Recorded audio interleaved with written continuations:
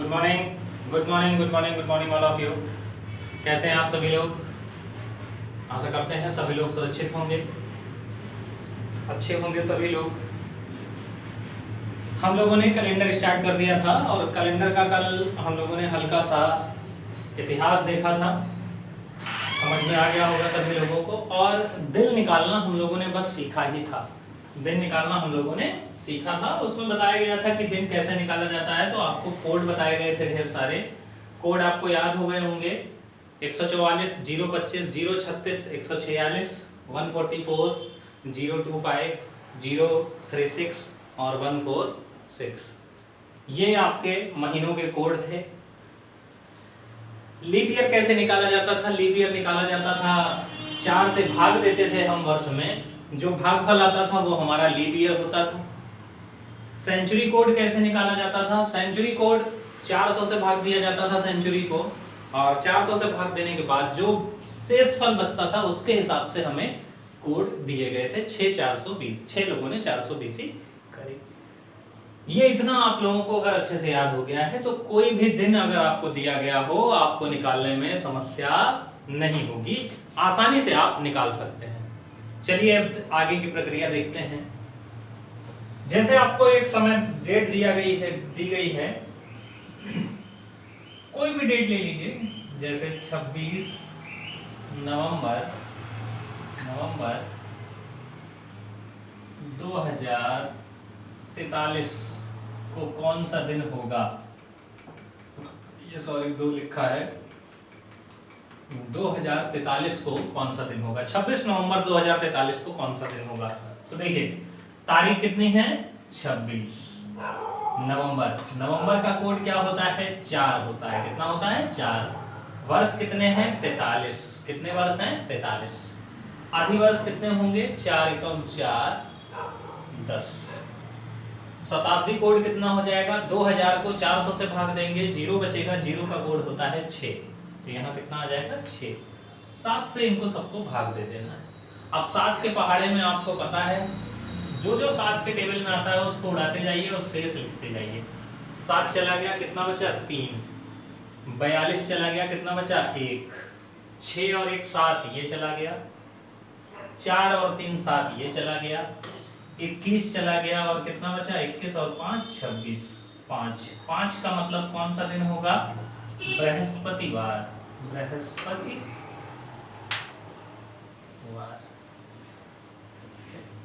ये तरीका आप लोग थोड़ा सही से सीख लीजिए, क्योंकि जब तक डिवाइड देंगे तब तक ये सब चला जाता है। जब तक जोड़ के आप दोबारा 7 से भाग देंगे तब तक ये आसानी से डिवाइड हो जाएगा।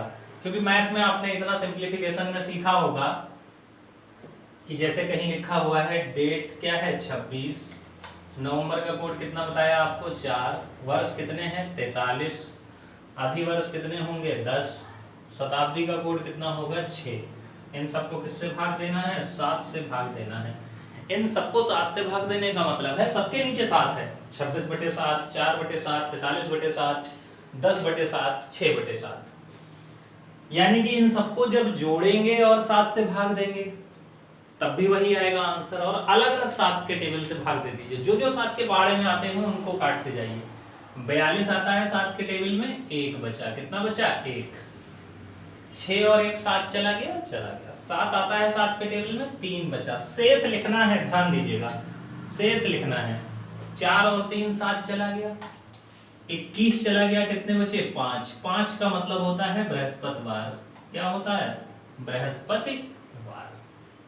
आशा करते हैं इतना आप लोगों को अच्छे से आ गया होगा, कोई दिक्कत नहीं हो रही होगी इतना करने में। तो सभी लोग एक बार वीडियो को शेयर कर दीजिए। आगे अब हम लोग पढ़ेंगे फेक कैलेंडर। तो आप देख रहे हैं अध्ययन एकेडमी ऑनलाइन यूट्यूब चैनल। मैं आपका दोस्त राजीव आपके सामने हाजिर हूं। जल्दी से सभी लोग वीडियो को शेयर कर दीजिए, लिंक को शेयर कर दीजिए, अपने सभी साथियों को जोड़ लीजिए। अब शुरुआत करते हैं हम लोग कैलेंडर के आगे के बारे में। फेक कैलेंडर भी पढ़ेंगे हम लोग। तो ये आपने तरीका सीख लिया, लेकिन एक चीज और रह गई है अभी। जैसे मैंने आपको कोड लिखाया था जनवरी का 1 था, जनवरी का 1 था, फरवरी का, ओहो बोर्ड हैंग हो रहा है, फरवरी का कोड 4 था, मार्च का कोड 4 था, ये 144 कोड था। लेकिन ये जो कोड है 144 वाला, ये आपका साधारण वर्ष का था। किसका था? साधारण वर्ष का।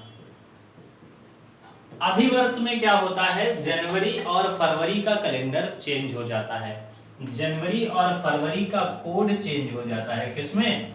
अधिवर्ष में। किसमें चेंज हो जाता है? अधिवर्ष में। अधिवर्ष में जनवरी का कोड हम लोग 0 लिखेंगे, जनवरी का कोड कितना लिखेंगे? 0 लिखेंगे, और फरवरी का कोड कितना लिखेंगे? 3 लिखेंगे। एक एक कम हो जाता है अपने मान से, जनवरी और फरवरी, जनवरी का 0 और फरवरी का 3। बस बाकी सारे कोड हमारे क्या रहते हैं? सेम रहते हैं। बाकी सभी कोड हमारे क्या रहेंगे? सेम रहेंगे। जनवरी और फरवरी का बस चेंज हो जाएगा। जनवरी का कितना हो जाता है? जनवरी का 0 और फरवरी का 3। बाकी मार्च का 4 है तो 4 ही रहेगा। लास्ट तक 146 तक सेम रहता है कैलेंडर। क्या रहता है? सेम रहता है। ठीक है, बस आपको याद रखना है जब भी जनवरी आएगा और फरवरी आएगा, कब? अधिवर्ष में। कब? अधिवर्ष में 0 और 3 रखना है। अच्छा, ऐसा होता क्यों है? फरवरी 29 की हो जाती है। कितने की हो जाती है? 29 की हो जाती है। तो एक दिन हमारा जनवरी से लेके फरवरी तक एक एक दिन बढ़ जाएगा। ठीक है, इस वजह से इनका कोड एक कम कर दिया जाता है। अब देखिए जैसे क्वेश्चन कैसे आएगा। क्वेश्चन आएगा आपका, जैसे कहा गया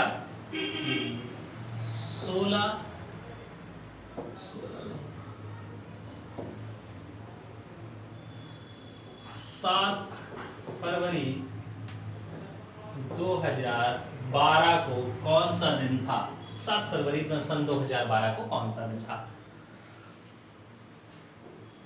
फरवरी महीना दिया गया है। वर्ष हमारा कौन सा है? ये अधिवर्ष है।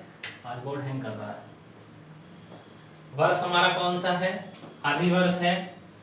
यानी कि फरवरी का कोड 3 ना रखकर हम क्या रखेंगे? सॉरी 4 ना रखकर क्या रखेंगे? 3। 7 तारीख है। महीने का कोड, फरवरी का कोड कितना हो जाएगा? 3। 4 नहीं रहेगा यहाँ पर। वर्ष कितने हैं? 12। अधिवर्ष कितने होंगे? 4। शताब्दी का कोड कितना हो जाएगा? 6। इनको सबको 7 से भाग दे दीजिए। 7 चला गया, 7 दूनी 14 होता है, 1 बचा, 6 और 1 7 चला गया, 4 बचा। 4 का मतलब बुधवार। बस ध्यान देना है, पहला दिन हमारा रविवार रहेगा, उसी के हिसाब से हमको दिन निकालने हैं। रविवार के हिसाब से ही हमें दिन निकालने हैं। पहला दिन हमारा कौन सा रहेगा? रविवार रहेगा। उसके बाद सभी दिन निकालेंगे। आप लोग गलती क्या करते हैं? कोड ये वाला यूज करेंगे, सब कुछ ये यूज करेंगे और पहला दिन सोमवार मान लेते हैं। क्या मान लेते हैं? सोमवार मान लेते हैं। इसी वजह से गलत हो जाता है। इस कोड के हिसाब से पहला दिन हमें किसको मानना है? संडे को मानना है, ना कि मंडे को मानना है। चलिए नेक्स्ट क्वेश्चन आप लोगों के लिए, और जल्दी से जवाब दीजिएगा। तो बस क्या याद रखना है? जनवरी और फरवरी का कोड हमें एक एक मान कम कर देना है अधिवर्ष में। अगर अधिवर्ष ही दिया गया है और मार्च का महीना है तो कोई फर्क नहीं पड़ेगा, मार्च का कोड 4 ही रहेगा। कितना रहेगा? 4 ही रहेगा।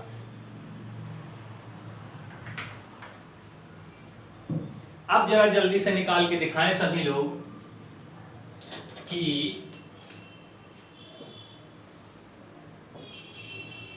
1 जनवरी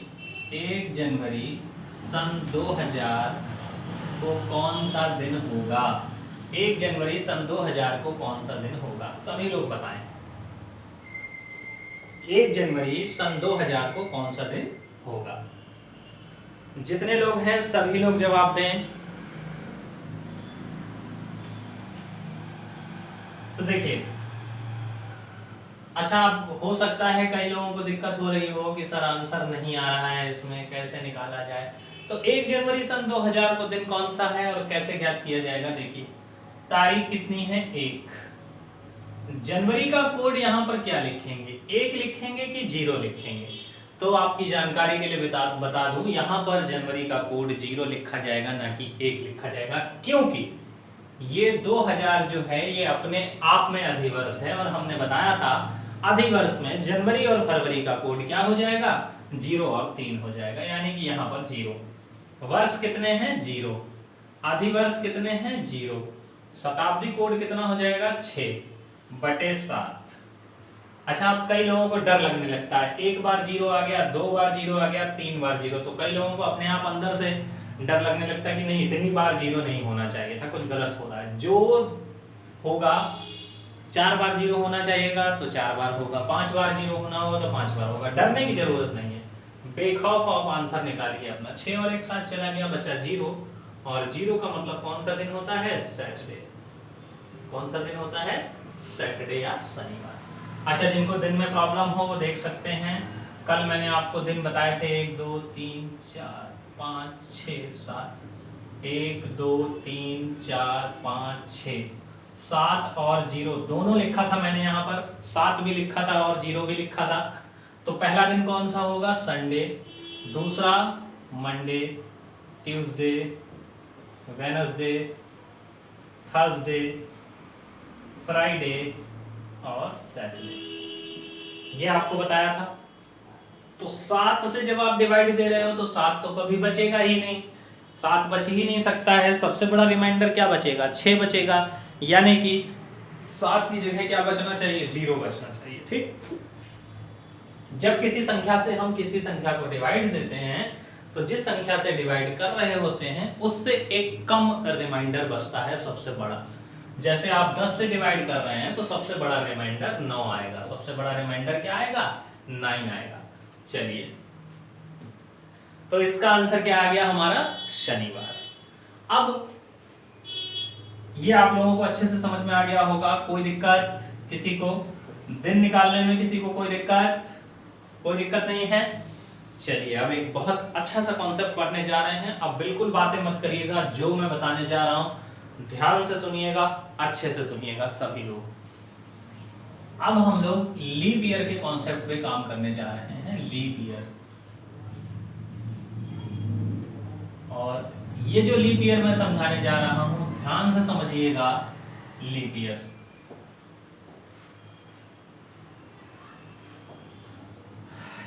आप लोगों को पता है हर 4 बार, हर चौथे साल आता है अधिवर्ष। लीप ईयर, या इसी को कहा जाता है हिंदी में अधिवर्ष। क्या कहा जाता है, अधिवर्ष। लीप ईयर या अधिवर्ष। अधिवर्षों की संख्या कैसे ज्ञात करते हैं, ये एक कॉन्सेप्ट अपने आप में बहुत बेहतरीन कॉन्सेप्ट है और कई लोगों को इसमें थोड़ी बहुत दिक्कत होती है। देखिए, लीप ईयर जो है वो हर चौथे वर्ष पड़ता है। किस वर्ष पड़ता है, हर चौथे वर्ष पड़ता है। आपको मैंने बताया था कि एक वर्ष में, एक ईयर में कितने दिन होते हैं, 365 दिन। 365 दिन, 5 घंटे 46 मिनट और 47 सही 1/2 सेकेंड। ये पूरा एक साल का गणना होती है। 365 दिन, 5 घंटे 46 मिनट 47 सही 1/2 सेकेंड। अब अगर इसको ध्यान से देखा जाए तो ये 5 घंटे 46 मिनट 47 सेकेंड लगभग 6 घंटे हो रहे हैं। तो 6 घंटा ये, 6 ये और 6 ये, तो चौथे वर्ष में कितने घंटे पूरे हो जाते हैं, 24 घंटे पूरे हो जाते हैं। यानी कि हर चौथे वर्ष हमारा क्या पड़ता है, अधिवर्ष पड़ता है। लेकिन इसमें कहीं पर दिक्कत है। अधिवर्ष आपको पता है 4 से अगर डिवाइड कर दें तो वो अधिवर्ष हो जाएगा। 4 से अगर हम संख्या को डिवाइड कर दें, वर्ष को डिवाइड कर दें, तो हमारी अधिवर्षों की संख्या आ जाती है। लेकिन अगर सेंचुरी के साथ हम बात करें, 1200 क्या लीप ईयर है, ये 4 से डिवाइड हो रही है। 1100 क्या लीप ईयर है, ये 400 से डिवाइड हो रही है। 1300 क्या लीप ईयर है, ये भी 400 से डिवाइड हो रही है। तो सेंचुरी में आके ये कहानी बिगड़ जाती है 4 से डिवाइड होने वाली। और आपको एक बात ये भी पता है कि हर 4 वर्ष में क्या आता है, लीप ईयर आता है। लेकिन ऐसा भी नहीं है हर 4 वर्ष में भी लीप ईयर नहीं आता है। देखिए कहां पर ये 4 वर्ष वाला फेल हो जाता है, जैसे 1196 ये एक लीप ईयर है, 1200 ये भी एक लीप ईयर है। लेकिन अगर बात करें 1396 और 1400 ये लीप ईयर नहीं है, यहां पर दोनों लीप ईयर हैं। तो देखिए 1396 के 4 वर्ष बाद 1400 आया, यानी कि ये लीप ईयर होना चाहिए।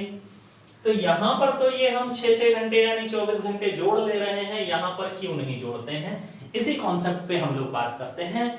अब जरा ध्यान से सुनिएगा, सब लोग अपने आंख कान खोल के सुनिएगा, कायदे से आंख और कान दोनों खोल लेना, तब सुनना अच्छे से। अब आपको पता है ये 5 घंटे 46 मिनट 47 सेकंड है, ये पूरे 6 घंटे तो है नहीं। 4 साल में हम 24 घंटे मान लेते हैं, लेकिन प्रत्येक साल में प्रत्येक वर्ष में 1 घंटा कम है कि नहीं है, सॉरी 12 मिनट या 13 मिनट कम है कि नहीं है, 13 मिनट। तो ये 12-13 मिनट हम लोग एक्स्ट्रा मान लेते हैं हर बार, ये 12-13 मिनट हर वर्ष में हम लोग एक्स्ट्रा मान लेते हैं सर।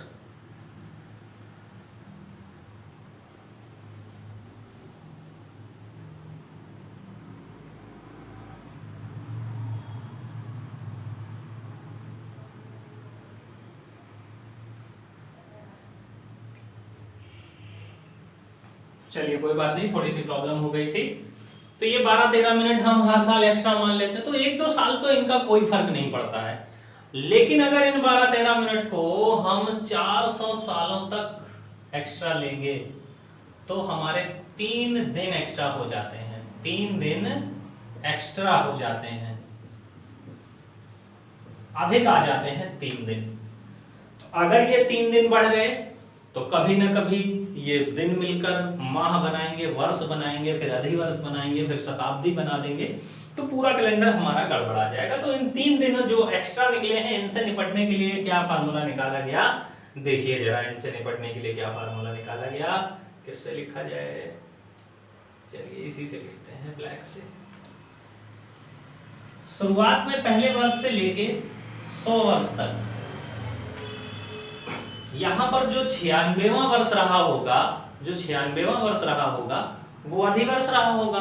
100 उसके ठीक 4 साल बाद अधिवर्ष होना चाहिए, लेकिन इसको अधिवर्ष नहीं माना, 1 दिन हम लोगों ने माइनस कर दिया। 100 से 200 वर्षों तक 196 अधिवर्ष रहा होगा, 200 को अधिवर्ष नहीं माना, 1 दिन हमने यहां भी माइनस कर लिया, इसको अधिवर्ष नहीं माना। फिर आया 200 से 300, यहां पर भी 296 अधिवर्ष रहा होगा और 300 को अधिवर्ष नहीं माना, 1 दिन हमने माइनस कर लिया।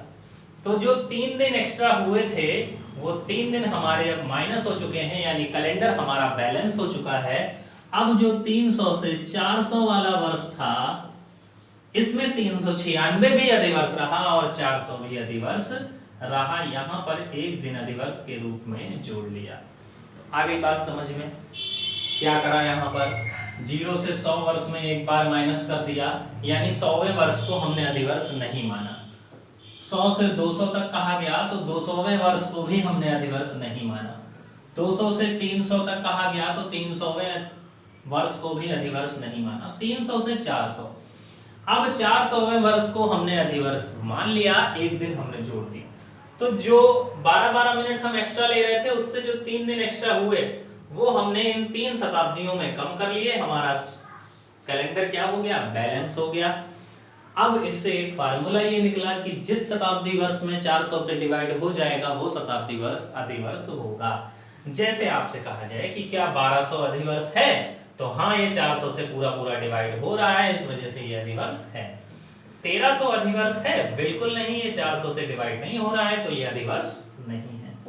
अब ये कॉन्सेप्ट आपके समझ में आ गया अच्छे से, यहां तक किसी को कोई दिक्कत? चलिए आगे देखते हैं। अगर आपसे बात करी जाए कि 100 वर्षों में कितने अधिवर्ष होंगे, 100 वर्षों में कितने अधिवर्ष होंगे, तो 100 वर्षों को अगर 4 से आप डिवाइड करेंगे तो 25 अधिवर्ष होने चाहिए। कितने अधिवर्ष होने चाहिए?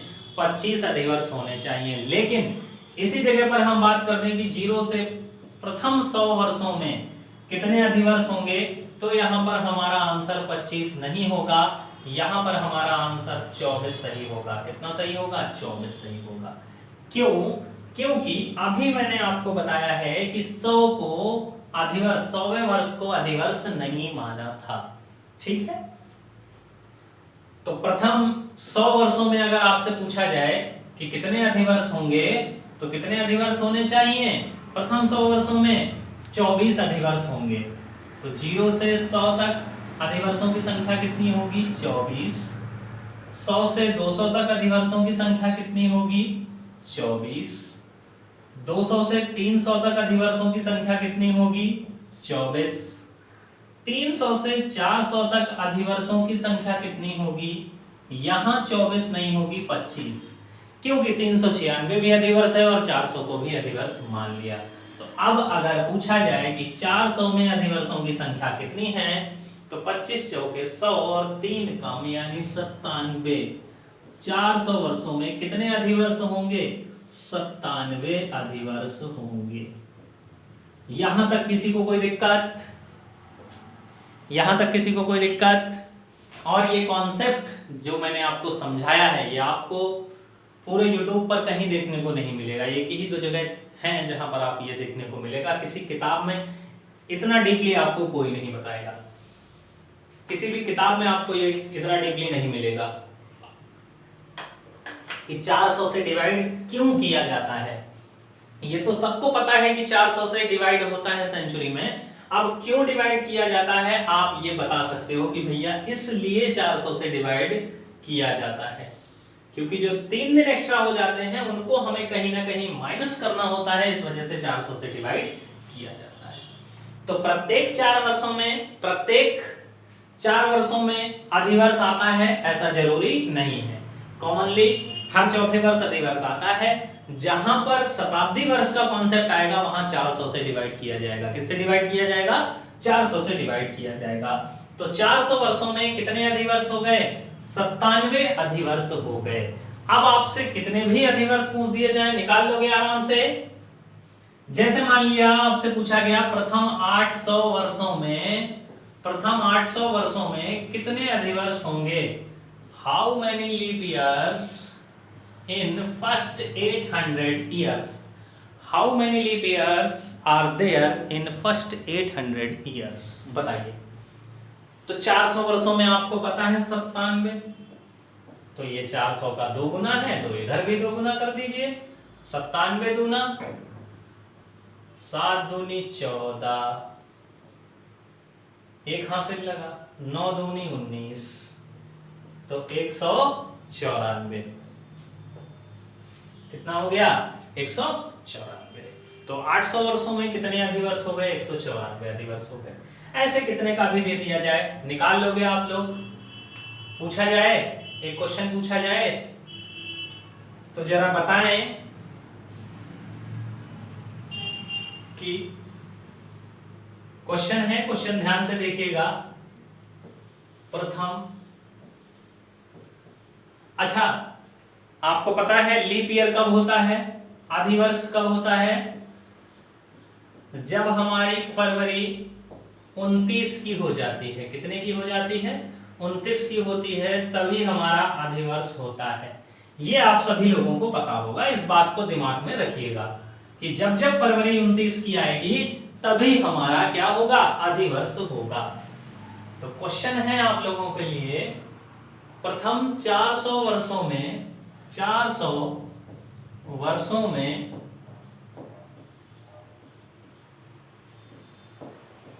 29 तारीख कितनी बार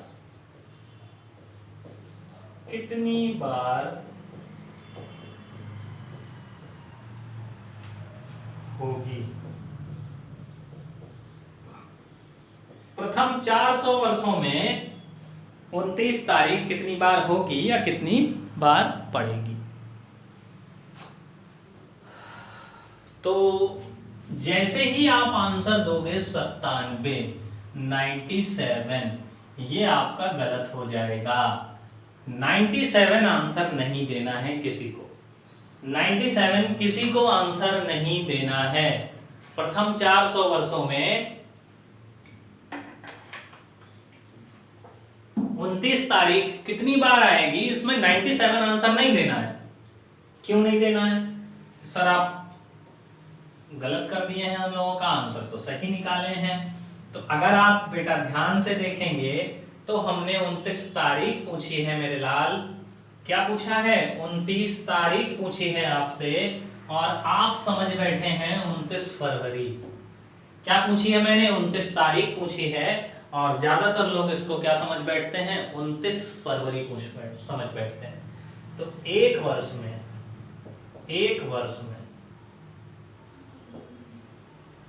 फरवरी को छोड़कर 11 महीने में 29 तारीख आती है कि नहीं आती है? फरवरी को छोड़कर 11 महीनों में 29 तारीख आती है। तो एक वर्ष में 11 बार, तो 400 वर्षों में 400 गुणे 11, तो 11 चौक 44, 4400 बार आ गई। प्लस अब इसमें फरवरी भी कुछ 29 की होती है, कितनी होती हैं? तो वो 97 होती हैं, 97। ये 97 इसमें और जोड़ दीजिए तो 4097 हमारा सही आंसर होगा। सॉरी, 4400 होगा ये। तो 4497 इज आवर राइट आंसर। गलत लिख गया है, 11 चौक 40 नहीं होता है, 11 चौक 44 होता है।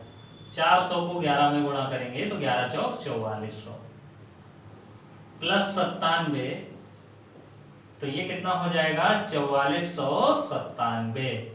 4497 बार क्या आएगी? 29 तारीख आएगी। आगे बात समझ में? यहां तक किसी को कोई दिक्कत? यहां तक किसी को कोई दिक्कत तो नहीं है? आसानी से कर लिया है सभी लोगों ने? चलिए अब जरा एक बात बताइए, अगर आपसे पूछा जाए सन 2021 तक कितने अधिवर्ष हुए हैं, कितने अधिवर्ष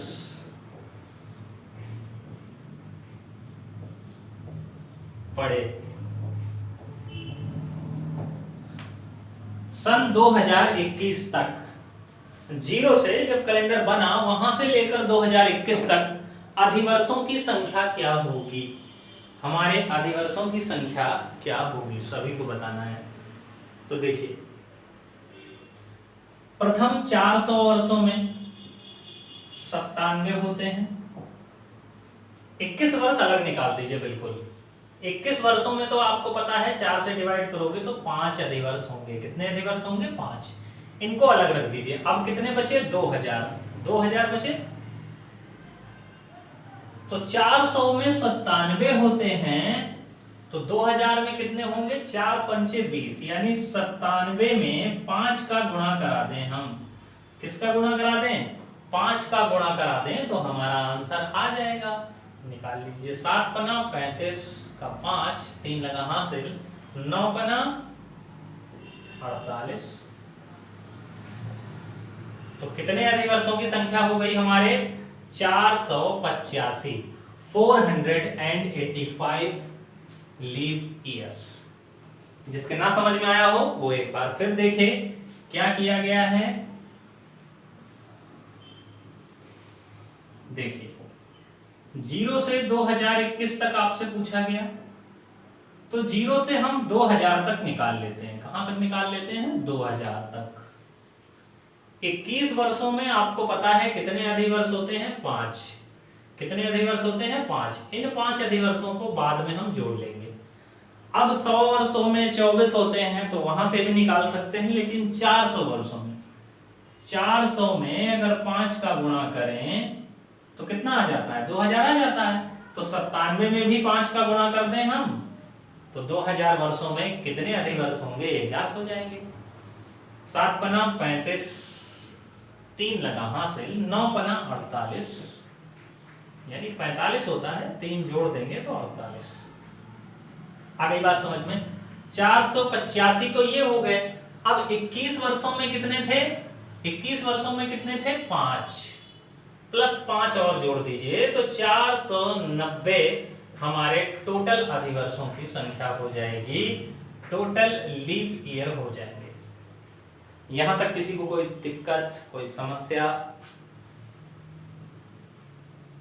मेरे हिसाब से यहां तक किसी को कोई समस्या नहीं होनी चाहिए। लीप ईयर अब आप लोग आसानी से निकाल सकते हो, कितने भी वर्ष दे दिए जाए, कितने भी माह दे दिए जाए, बड़े आसानी से आप निकाल सकते हो कि लीप ईयर कितने होंगे। आगे बात समझ में?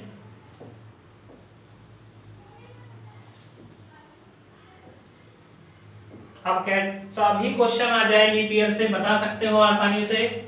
चलिए जरा बताइए, क्या 1100 अधिवर्ष है? 1100 अधिवर्ष है कि नहीं? यस या नो सभी लोग जवाब दें। क्या 1100 अधिवर्ष है? तो जी नहीं, बिल्कुल नहीं है, क्योंकि ये 400 से डिवाइड नहीं हो रहा है, 400 से डिवाइड नहीं हो रहा है, इस वजह से 1100 अधिवर्ष नहीं है। क्या 1200 अधिवर्ष है? जी हाँ, ये 400 से पूरा पूरा डिवाइड हो जाएगा, इस वजह से ये अधिवर्ष है। 1300 नहीं है, 1400 नहीं है, 1500 नहीं है, 1600 है अधिवर्ष। जी हाँ, 1600 अधिवर्ष है। अच्छा, आज सभी लोग मार्कर देख के अजीब फील कर रहे होंगे कि सर मार्कर से बोर्ड पे लिख रहे हैं। थोड़ी फीलिंग मार्कर से अपने बोर्ड वाली आ जाती है, इसलिए आज मार्कर से लिख रहे हैं।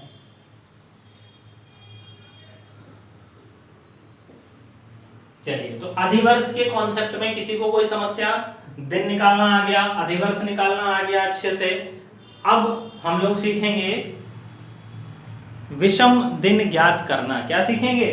विषम दिन ज्ञात करना सीखेंगे नेक्स्ट वीडियो में। और सभी लोग वीडियो को शेयर करते रहिएगा। शेयर आप लोग नहीं करते हैं, दिखाई नहीं देता है, जितने लोग जुड़े हुए हैं वो दिखता नहीं है कि हाँ शेयर कर रहे हैं।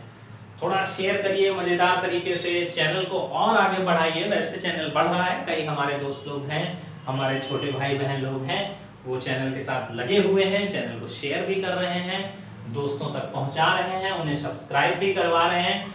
आप लोगों को मैंने एक काम बताया था, प्रत्येक बंदे को 5-5 नए बंदे जोड़ने हैं। सब्सक्राइब करवाइए, दोस्तों को बताइए कि हाँ ये चैनल हमें कंटिन्यू पढ़ाई दे रहा है। लॉकडाउन में भी टीचर्स कंटिन्यू लगे हुए हैं, पढ़ाई करा रहे हैं, सब कुछ। अगर आपको अच्छा लग रहा है तो वीडियो आगे तक पहुंचाइए, चैनल को शेयर करिए, दोस्तों से भी शेयर करवाइए। चलिए मिलते हैं नेक्स्ट वीडियो में, तब तक के लिए नमस्कार, जय हिंद, जय भारत, जय श्री कृष्णा। मस्त रहें, स्वस्थ रहें, व्यस्त रहें, बाय बाय।